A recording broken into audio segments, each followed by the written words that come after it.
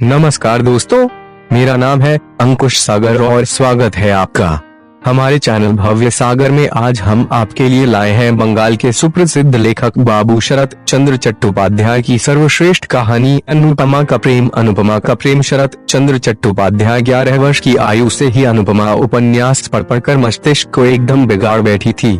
वह समझती थी मनुष्य के हृदय में जितना प्रेम, जितनी माधुरी, जितनी शोभा, जितना सौंदर्य, जितनी तृष्णा है, सब छानबीन कर साफ कर उसने अपने मस्तिष्क के भीतर जमा कर रखी है। मनुष्य स्वभाव, मनुष्य चरित्र उसका दर्पण हो गया है। संसार में उसके लिए सीखने योग्य वस्तु और कोई नहीं है। सब कुछ जान चुकी है, सब कुछ सीख चुकी है। सतीत्व की ज्योति को वह जिस प्रकार देख सकती है, प्रणय की महिमा को वह जिस प्रकार समझ सकती है, संसार में और भी कोई उस जैसा समझदार नहीं है। अनुपमा इस बात पर किसी तरह भी विश्वास नहीं कर पाती। अनु ने सोचा, वह एक माधवी लता है जिसमें मंजरियां आ रही हैं। इस अवस्था में किसी शाखा की सहायता लिए बिना उसकी मंजरियां किसी भी तरह प्रफुल्लित होकर विकसित नहीं हो सकती। इसलिए ढूंढ खोज कर एक नवीन व्यक्ति को सहयोगी की तरह उसने मनोनीत कर लिया एवं 2-4 दिन में ही उसे मन, प्राण, जीवन, यौवन सब कुछ दे डाला। मन ही मन देने अथवा लेने का सबको समान अधिकार है, परंतु ग्रहण करने से पूर्व सहयोगी को भी आवश्यकता होती है। यहीं आकर माधुवीलता कुछ विपत्ति में पड़ गई। नवीन नीरोडकांत को वह किस तरह जताए कि वह उसकी माधुवीलता है, विकसित होने के लिए खड़ी हुई है। उसे आश्रय न देने पर इसी समय मंजरियों के पुष्पों के साथ वह पृथ्वी पर लोटती पोटती प्राण त्याग देगी। परंतु सहयोगी उसे न जान सका। न जानने पर भी अनुमान का प्रेम उत्तरोत्तर वृद्धि पाने लगा। अमृत में विष, सुख में दुख, प्रणय में विच्छेद चिर प्रसिद्ध है। 2-4 दिन में ही अनुपमा विरह व्यथा से जर्जर शरीर होकर मन ही मन बोली, स्वामी तुम मुझे ग्रहण करो या न करो, बदले में प्यार दो या न दो, मैं तुम्हारी चिरदासी हूँ। प्राण चले जाएं यह स्वीकार है, परंतु तुम्हें किसी भी प्रकार नहीं छोड़ूंगी।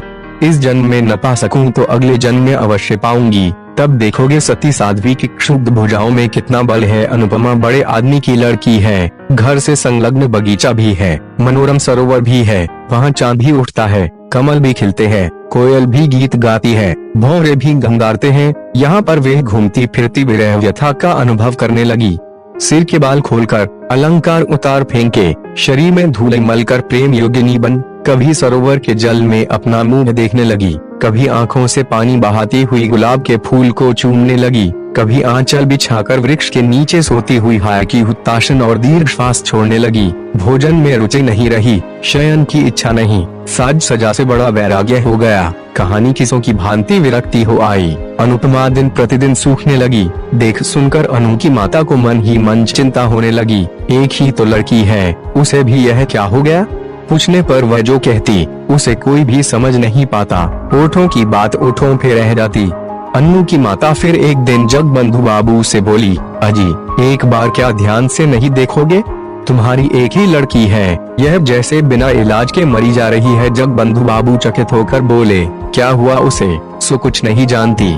डॉक्टर आया था, देख सुनकर बोला, बीमारी कुछ नहीं है, तब ऐसी क्यों हुई जा रही है। जगबंधु बाबू विरक्त होते हुए बोले, फिर हम किस तरह जाने, तो मेरी लड़की मर ही जाए, यह तो बड़ी कठिन बात है। ज्वर नहीं, खांसी नहीं, बिना बात के ही यदि मर जाए तो मैं किस तरह से बचाए रहूंगा। गृहिणी सूखे मुंह से बड़ी बहू के पास लौटकर बोली, बहू मेरी अनु इस तरह से क्यों घूमती रहती है, किस तरह जानूं। माँ तुमसे क्या कुछ भी नहीं कहती। कुछ नहीं, गृहिणी प्राय रो पड़ी। तब क्या होगा, बिना खाए बिना सोए इस तरह सारे दिन बगीचे में कितने दिन घूमती फिरती रहेगी और कितने दिन बचेगी। तुम लोग उसे किसी भी तरह समझाओ, नहीं तो मैं बगीचे के तालाब में किसी दिन डूब मरूंगी। बड़ी बहू कुछ देर सोचकर चिंतित होती हुई बोली, देख सुनकर कहीं विवाह कर दो, गृहस्थी का बोझ पड़ने पर अपने आप सब ठीक हो जाएगा। ठीक बात है, तो आज ही यह बात मैं पति को बताऊंगी। पति यह बात सुनकर थोड़ा हंसते हुए बोले, कलिकाल है, कर दो, ब्याह करके ही देखो, यदि ठीक हो जाए। दूसरे दिन घटक आया। अनुपमा बड़े आदमियों की लड़की है, उस पर सुंदरी भी है, वर के लिए चिंता नहीं करनी पड़ी। 1 सप्ताह के भीतर ही घटक महाराज ने वर निश्चित करके जगबंधु बाबू को समाचार दिया। पति ने यह बात पत्नी को बताई, पत्नी ने बड़ी बहू को बताई, क्रमश अनुपमा ने भी सुनी। 2-1 दिन बाद एक दिन सब दोपहर के समय सब मिलकर अनुपमा के विवाह की बातें कर रहे थे। इसी समय वह खुले बाल, अस्त व्यस्त वस्त्र किए, एक सूखे गुलाब के फूल को हाथ में लिए चित्र की भांति आ खड़ी हुई।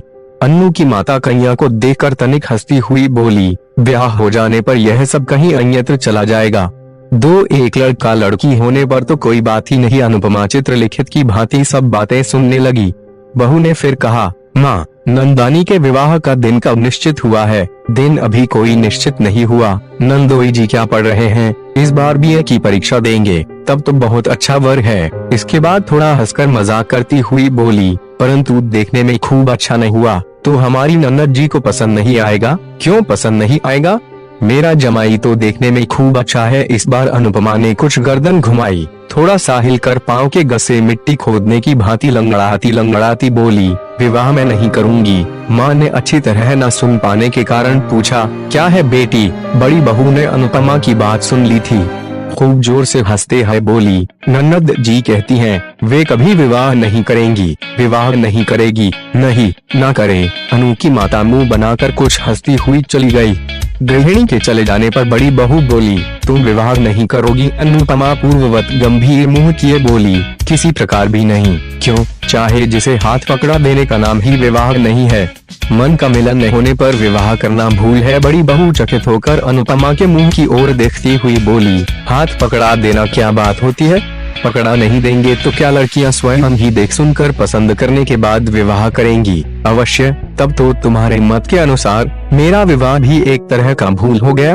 विवाह के पहले तो तुम्हारे भाई का नाम तक मैंने नहीं सुना था। सभी क्या तुम्हारी ही भांति हैं? बहू एक बार फिर हंसकर बोली, तब क्या तुम्हारे मन का कोई आदमी मिल गया है? अनुपमा बड़ी बहू के हास्य विद्रूप से चिढ़कर अपने मुंह को चौगुना गंभीर करती हुई बोली, भाभी मजाक क्यों कर रही हो? यह क्या मजाक का समय है? क्यों, क्या हो गया? क्या हो गया? तो सुनो। अनुपमा को लगा उसके सामने ही उसके पति का वध किया जा रहा है। अचानक कत्ल खां के किले में वध के मंच के सामने खड़े हुए विमला और वीरेंद्र सिंह का दृश्य उसके मन में जग उठा। अनुपमा ने सोचा, वे लोग जैसा कर सकते हैं वैसा क्या वे नहीं कर सकती? सती स्त्री संसार में किसका भय करती है? देखते देखते उसकी आंखें अनैसर्गिक प्रभा से धक धक करके जल उठी। देखते देखते उसने आंचल को कमर में लपेटकर कमरबंद बांध लिया। यह दृश्य देखकर बहू 3 हाथ पीछे हट गई। क्षण भर में अनुपमा बगल वाले पलंग के पाई को जकड़कर आंखें ऊपर उठाकर चीत्कार करती हुई कहने लगी, प्रभु, स्वामी, प्राणनाथ, संसार के सामने आज मैं मुक्त कंठ से चीत्कार करती हूँ, तुम ही मेरे प्राणनाथ हो। प्रभु तुम मेरे हो, मैं तुम्हारी हूँ। यह खाट के पाए नहीं, ये तुम्हारे दोनों चरण हैं। मैंने धर्म को साक्षी करके तुम्हें पति रूप में वरण किया है। इस समय भी तुम्हारे चरणों को स्पर्श करती हुई कह रही हूँ, इस संसार में तुम्हें छोड़कर अन्य कोई भी पुरुष मुझे स्पर्श नहीं कर सकता।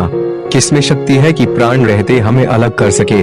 अरे माँ, जगत जनी बड़ी बहू चीत्कार करती हुई दौड़ती बाहर आ पड़ी। अरे देखते हो ननद रानी कैसा ढंग अपना रही है। देखते देखते गृहिणी भी दौड़ी आई।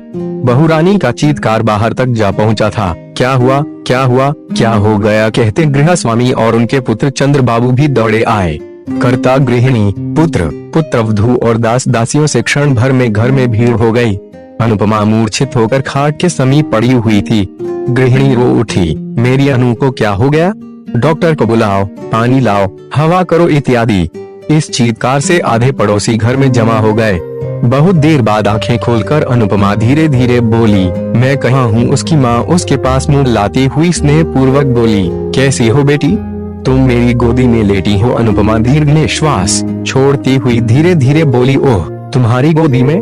मैं समझ रही थी कहीं अन्यत्र स्वप्न नाट्य में उनके साथ बही जा रही थी। पीड़ा विगलित अश्रु उसके कपोलों पर बहने लगे। माता उन्हें पहुँचती हुई कातर स्वर में बोली, क्यों रो रही हो बेटी? अनुपमा दीर्घ निश्वास छोड़कर चुप रह गई।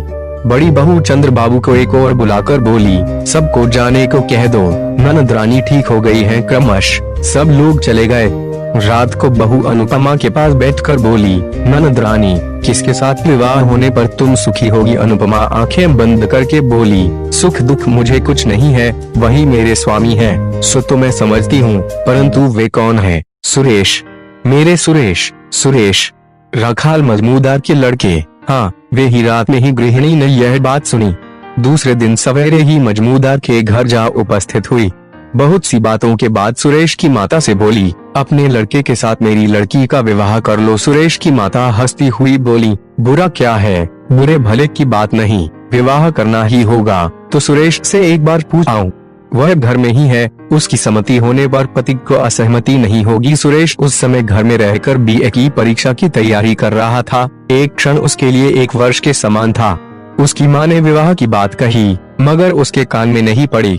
गृहिणी ने फिर कहा, सुरो, तुझे विवाह करना होगा। सुरेश मुंह उठाकर बोला, वे तो होगा ही, परंतु अभी क्यों? पढ़ने के समय यह बातें अच्छी नहीं लगती। गृहिणी प्रतिभ होकर बोली, नहीं नहीं, पढ़ने के समय क्यों? परीक्षा समाप्त हो जाने पर विवाह होगा। कहाँ? इसी गांव में जगबंधु बाबू की लड़की के साथ। क्या? चंद्र की बहन के साथ, जिसे मैं बच्ची कहकर पुकारता हूँ। बच्ची कहकर क्यों पुकारेगा? उसका नाम अनुपमा है। सुरेश थोड़ा हंसकर बोला, हाँ अनुपमा। दूर, वे तो बड़ी कुत्सित है। कुत्सित कैसे हो जाएगी? वह तो देखने में अच्छी है, भले ही देखने में अच्छी। एक ही जगह ससुराल और पिता का घर होना मुझे अच्छा नहीं लगता। क्यों? उसमें और क्या दोष है? दोष की बात का कोई मतलब नहीं। तुम इस समय जाओ माँ, मैं थोड़ा पढ़ लूँ। इस समय कुछ भी नहीं होगा। सुरेश की माता लौट आकर बोली, सुरो तो एक ही गांव में किसी प्रकार भी विवाह नहीं करना चाहता। क्यों? सुत नहीं जानती। अनु की माता मजबूतदार की गृहिणी का हाथ पकड़कर कातर भाव से बोली, यह नहीं होगा बहन, यह विवाह तुम्हें करना ही पड़ेगा। लड़का तैयार नहीं है, मैं क्या करूं? बताओ। न होने पर भी मैं किसी तरह नहीं छोड़ूंगी। तो आज ठहरो, कल फिर एक बार समझा देखूंगी। यदि सहमत कर सकी। अनु की माता घर लौटकर जगबंधु बाबू से बोली, उनके सुरेश के साथ हमारी अनुपमा का जिस तरह विवाह हो सके वे करो। पर क्यों? बताओ तो। राम गांव में तो एक तरह से सब निश्चिंत हो चुका है, उस संबंध को तोड़ दे। क्या कारण है? क्या कारण है? कारण कुछ नहीं, परंतु सुरेश जैसा रूप गुण संपन्न लड़का हमें कहाँ मिल सकता है? फिर मेरी एक ही तो लड़की है, उसे दूर नहीं ब्याहूंगी। सुरेश के साथ ब्याह होने पर जब चाहूंगी तब उसे देख सकूंगी। अच्छा प्रयत्न करूंगा। प्रयत्न नहीं, निश्चित रूप से करना होगा। पति नथ का हिलना डुलना देखकर हंस पड़े, बोले, यही होगा जी। संध्या के समय पति मजमूदार के घर से लौट आकर गृहिणी से बोले, वहाँ विवाह नहीं होगा, मैं क्या करूँ? बताओ। उनके तैयार न होने पर मैं जबरदस्ती तो उन लोगों के घर में लड़की को नहीं फेंक आऊंगा। करेंगे क्यों नहीं? एक ही गांव में विवाह करने का उनका विचार नहीं है। गृहिणी अपने मस्तिष्क पर हाथ मारती हुई बोली, मेरे ही भाग्य का दोष है। दूसरे दिन वे फिर सुरेश की माँ के पास जाकर बोली, दीदी विवाह कर लो, मेरी भी इच्छा है, परंतु लड़का किस तरह तैयार हो?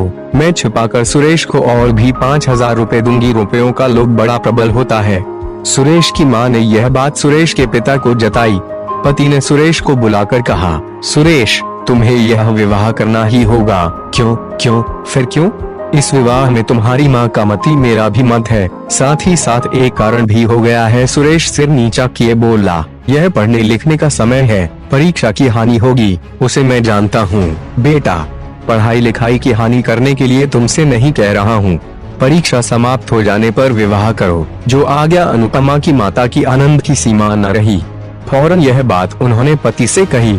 मन के आनंद के कारण दास दासी सभी को यह बात बताई। बड़ी बहू ने अनुपमा को बुलाकर कहा, यह लो, तुम्हारे मनचाहे वर को पकड़ लिया है। अनुपमा लज्जापूर्वक थोड़ा हंसती हुई बोली, यह तो मैं जानती थी। किस तरह जाना?